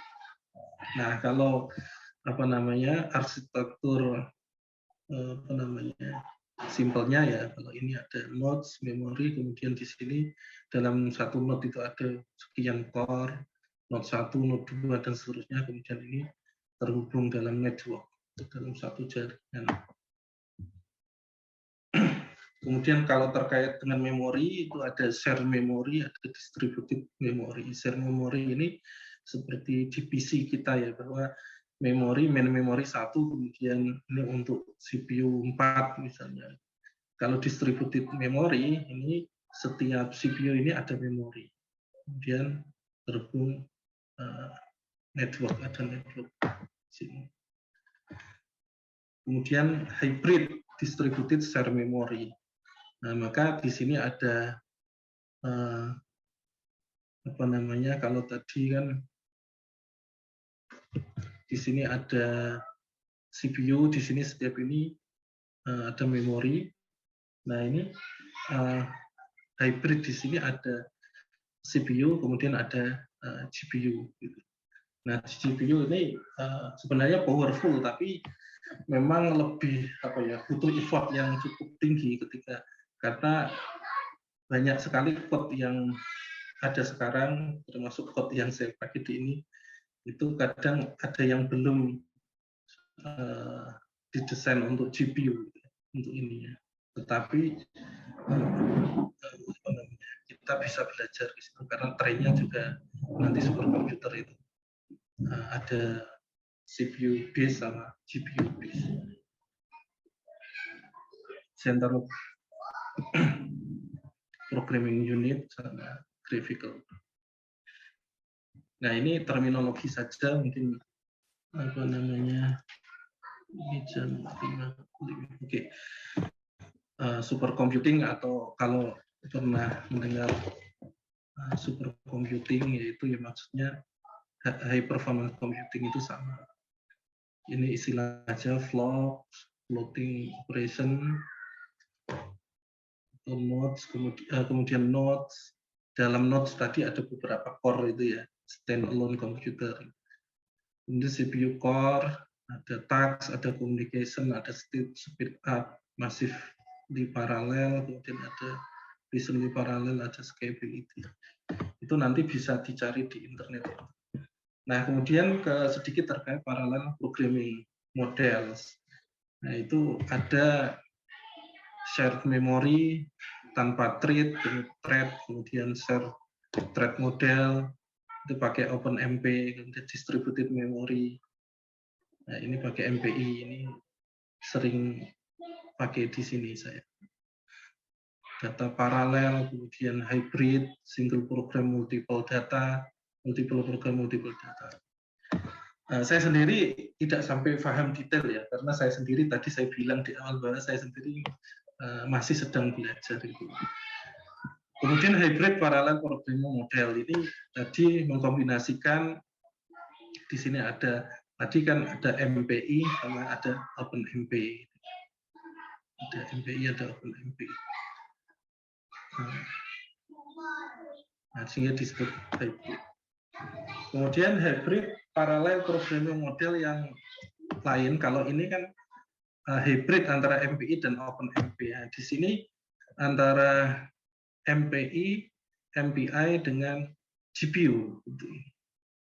Nah, ini juga sedang belajar juga untuk memanfaatkan GPU untuk komputasi numerik, tapi masih coba-coba. Itu nanti banyak diskusi saja ya. Kemudian language yang digunakan untuk parallel computing diantaranya tadi di slide-nya Pak Bekit juga ada ya, C++, Fortran, MATLAB, Python, R, Perl, Julia, dan yang lain. Ya, tadi saya sampaikan bahwa kita tidak harus menguasai, tidak harus expert di semua bahasa pemrograman. Tapi pilih satu yang ingin Anda kuasai sekarang. Nanti ketika ingin bahasa pemrograman yang lain sesuai kebutuhan, sesuai project, sesuai problem yang kita hadapi, baru kemudian kita perdalam. Nah, misalnya ini C, saya juga pernah tapi juga tidak sampai menguasai. Tapi pernah menggunakan kemudian Fortran, MATLAB, ini cukup enak juga kalau MATLAB ini bisa untuk apa namanya, symbolic computation juga. Python, kemudian R ini, kemudian Perl, Julia, ini belum sempat Julia ini Pak Bekit sudah banyak apa namanya programming menggunakan Julia. Nah, ini sedikit share terkait yang kami kerjakan ini. Kemarin sebenarnya iseng aja untuk apply hibah atau project ya, hibah inovasi. Tapi ternyata diterima dan dimasukkan dalam pra startup. Sehingga ini juga bekerja keras dalam 6 bulan dari Januari, yaitu yang kami usulkan di situ adalah, dan ini sudah didanai, sedang kita kerjakan, itu apa namanya, membuat portable HPC untuk education. Portable HPC, jadi mungkin satu kotak apa ya, mungkin kotak apa ya, sekotak tab itu, mungkin wadah tab itu ya, atau lebih besar dikit, lebih kecil dari laptop itu. Nah, nanti di sana nanti kita lebih ke education, nanti kita berikan modul untuk pemrograman baik CPU based maupun GPU based di situ. Nah, tentunya ini bukan untuk powerful yang untuk komputasi tingkat tinggi ya, bukan. Kalau untuk itu maka mau tidak mau harus pakai superkomputer yang saya ceritakan tadi, atau mungkin kalau belum punya menggunakan Amazon. Kita ada LIPI misalnya, tapi kalau nggak salah sedang maintenance. Kemudian sekarang saya ada sponsor dari Evison, superkomputer Evison yang sekarang saya pakai juga. Ini untuk medium, kalaupun untuk penelitian medium, tapi nanti lebih ke pendidikan untuk ini. Nah, desain kasarnya kira-kira gitu.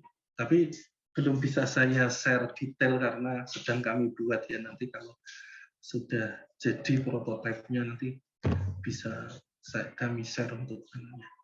Ini note-note tadi di dalamnya itu tadi ya, dari satu note itu ada berapa cores, ininya tergantung.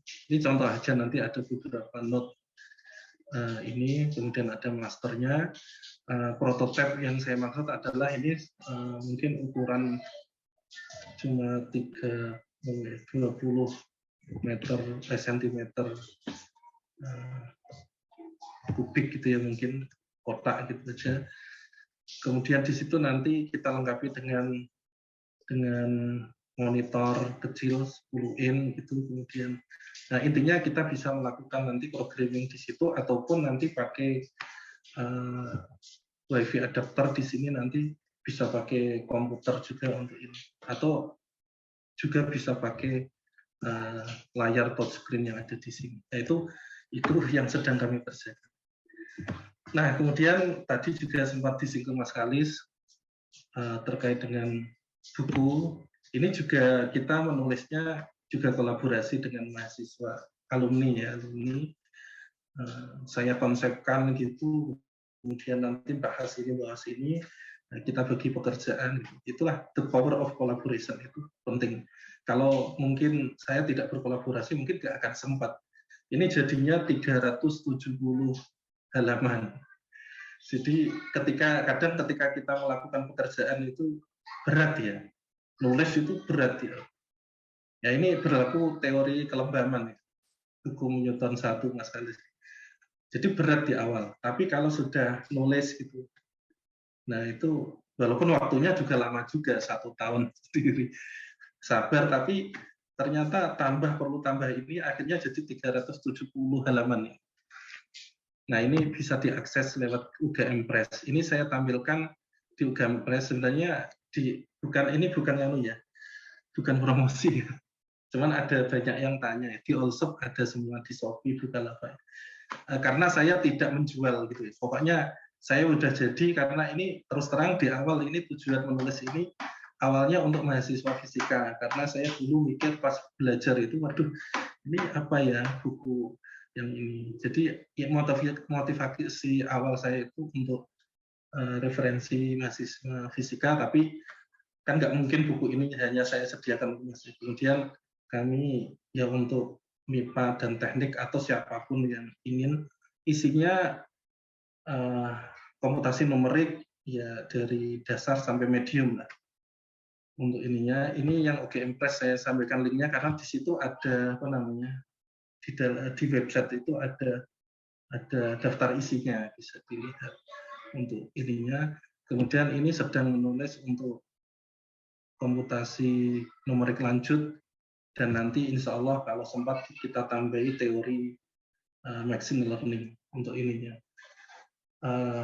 Ini di UGM Press ya, karena kalau selain UGM Press nggak tahu mau apa namanya, karena itu kaitannya dengan bisnis ini ya. Saya kan nggak apa ya, agak ini dengan pengennya nulis itu nggak harus mikir nanti buku terini, sehingga ini alhamdulillah difasilitasi oleh UGM Press itu. Tentunya juga perlu kita membuat proposal juga bahwa buku kita layak pasar atau enggak, itu ada juga. Tetapi setidaknya ada UGM Press, jadi nanti UGM Press. Baik, itu saja dari saya. Mohon maaf kalau kepanjangan ya. Nanti kita sharing ya, ini kita belajar bersama. Terima kasih. Waktu saya kembalikan ke Mas Halis ya. Ya, terima kasih Pak Solihun atas sharing materinya. Ini tepat 11.15 jam saya maksudnya sudah 15 menit sebelum setengah 6 di waktu Indonesia Barat. Baik, dipersilakan kepada para peserta sekalian, bagi yang ingin bertanya bisa berinteraksi langsung, raise hand, nanti kami akan izinkan untuk bertanya dengan audio atau bisa melalui Q&A. Baik, sambil menunggu peserta lain, ini sudah ada beberapa yang ingin ditanyakan. Pertama tadi terkait dengan beberapa peluang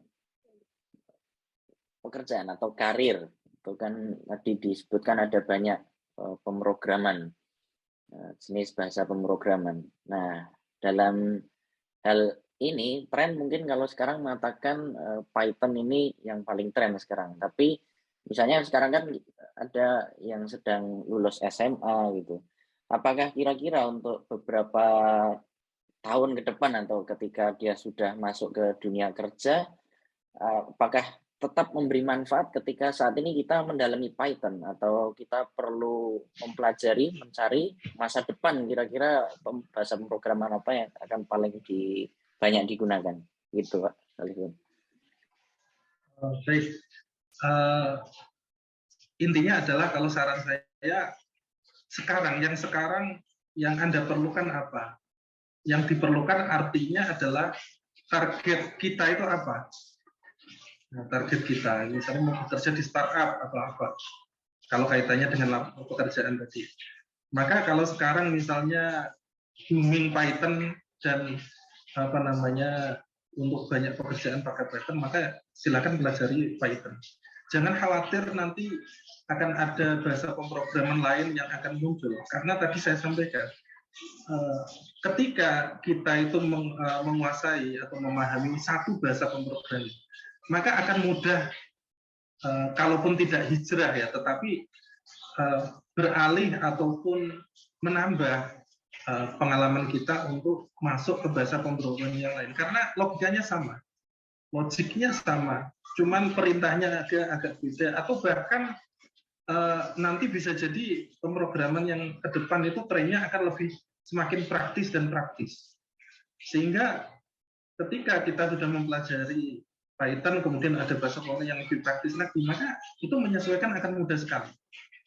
Akan mudah sekali. Jadi jangan khawatir, pelajarilah bahasa pemrograman yang dipilih sekarang, yang sesuai dengan minat Anda atau target Anda untuk misalnya Python ya udah. Nanti mau belajar yang lain, apakah Julia atau apa, itu insya Allah mudah. Karena logikanya sudah dapat. Itu kira-kira, Mas. Baik, terima kasih. Ada lagi nih terkait dengan project Pak Solihun yang portable HPC tadi ya. Perbedaan dengan ya komputer, mungkin bahasa sederhananya saya bahasakan dengan bahasa lain. Perbedaannya dengan komputer sekarang kan speknya ditambah RAM, ditambah GPU-nya ditingkatkan, itu apakah sama project Pak Solihun? Sebenarnya kalau project itu kan kita membuat sesuatu itu kan harus ada targetnya. Targetnya apa dulu? Targetnya. Kalau targetnya adalah HPC yang powerful, maka mau tidak mau kita harus pilihannya dua. Kalau memang kalau satu orang nggak mungkin, institusi minimal atau beberapa institusi. Kalau memang pengadaan superkomputer, maka ya harus yang mumpuni berapa ratus core. Misalkan yang LIPI itu 700-an core. 700 core untuk ininya. Itu sudah tinggi di Indonesia. Efisien itu 3 node, 1 node-nya itu 64 core, jadi 192 core untuk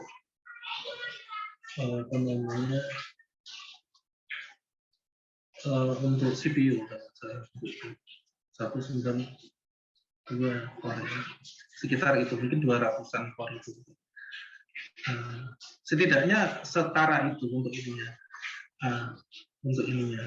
tapi kan kita bukan nggak mungkin untuk misalkan ya untuk membangun HPC untuk 64 core aja, HPC Optimus 64 core itu bisa 300-an juta. Saya tanya untuk 32 core itu, tapi sistem teroptimize dan nanti kita bisa nambah core itu sekitar 750 juta. Itu kan kalau individu kan nggak mungkin gitu. Maka kita harus sesuai dengan purpose-nya apa. Nah, makanya saya bilang tadi ini purpose-nya untuk pendidikan. Nanti ada lebih ke modul bagaimana untuk paralel computing untuk pakai CPU dan bagaimana memanfaatkan GPU. Itu juga, itu khususnya GPU itu kan kita juga sedang belajar itu misalnya. Dan ini nanti untuk tidak hanya untuk mahasiswa tapi lebih banyak ke SMA malah, bayangan kami. SMA itu bagaimana nanti ini jadi portable kecil gitu tapi nanti bisa dipakai untuk ini. Kalau beli sehingga itu satu paket dengan modul. Idenya ke sana. Jadi idenya tidak sekedar jumlah core ini. Tapi yang pasti core-nya juga kami pertimbangkan berapa core CPU yang tidak sampai maksud saya adalah core CPU yang memang ini karena tujuannya untuk pendidikan ya nggak usah terlalu tinggi. Nanti masalahnya kalau analisa pasar yang itu nggak saya yang melakukan, tetapi kalau di dunia startup kan mau tidak mau bicara itu ya kita disupervisi oleh PT GMOM, Gama Multi yang UGM ya, yang ini ya, PT ini yang di Asam Kranji itu untuk ininya. Karena kita masuk dalam proyek itu ya kita bisa coba untuk rancang bangun itu habis seperti itu. Itu gambaran singkatnya. Ya. Terus ini juga terkait dengan apakah dalam membangun HPC itu nanti spesifik pada jenis software atau jenis sistem operasi mungkin maksudnya, sistem operasi tertentu misalnya mungkin untuk ini untuk Windows ini kita perlu spek yang demikian, untuk Linux demikian. Oke. Selama ini kan kalau di dunia superkomputer itu yang dipakai Unix ya. Jadi kita pakai Linux untuk ini. Karena kalau kita bicara komputasi untuk ini maka kita mengurangi sisi komputasi itu untuk interface. Karena interface kan cukup berat juga. Jadi kita via terminal, jadi mudahnya itu kita bekerjanya via terminal tanpa interface untuk ininya. Jadinya nanti pakai Linux, kemudian nanti mengoperasikannya nanti via terminal Linux itu, kemudian ada code misalnya pakai Python untuk matrix multiplication atau apa. Nah, nanti bagaimana di situ nanti kita memberi contoh modul untuk ini kita pakai CPU atau GPU untuk pakai sekian core untuk ininya. Nah, pesan. Kalau kita hanya sistem operasinya kita pakai Linux. Baik, ini nampaknya pertanyaan terakhir ada di Q&A. Beberapa virus ransomware yang pernah saya temui itu kan dibuat dengan bahasa Python, tetapi untuk dekriptornya masih jarang banget yang ditemukan dan untuk mencegahnya pun semakin susah, walaupun dengan berbagai preventif. Apakah itu kira-kira kenapa? Apakah Python sekuat dan susah itu untuk ditembus? Masih kaitannya dengan virus. Sepemahaman saya mungkin Pak Buke lebih memahami. Itu lebih ke sistem operasi ya, bukan bahasa pemrograman. Python kita misalnya saya sendiri sering pakai Linux sih, pakai WSL apa namanya. Di Windows walaupun kan, tapi pakai Linux kan ini seandainya kena Windows-nya.